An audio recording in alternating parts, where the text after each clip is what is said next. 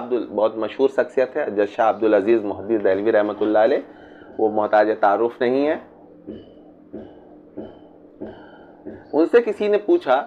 کہ کوئی صاحب باطن یا صاحب کشف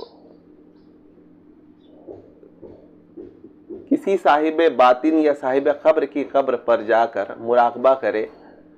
تو کیا اس کو باطنی طور پر کچھ حاصل ہو سکتا ہے یا نہیں؟ تو حضرت نے جواب دیا کہ ہاں بالکل حاصل ہو سکتا ہے۔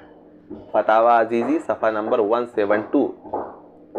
استعانت از قبور کی بحث کرتے ہوئے اور اس کی مختلف جائز و ناجائز صورتوں کو بیان کرتے ہوئے ایک مقام پر حضرت شاہ عبدالعزیز دہلوی فرماتے ہیں، اہل قبور سے استعانت ایک ایسا امر ہے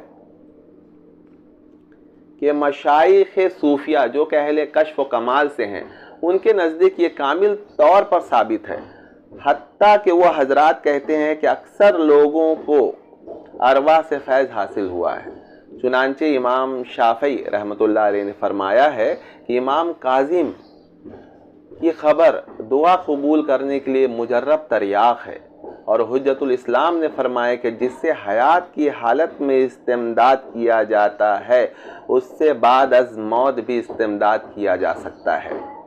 یہ اہل سنت والجماعت کا عقیدہ ہے، چونکہ یہ دونوں طبقہ دیوبند اور بریلی اہل سنت والجماعت ہی کے یہ دو طبقے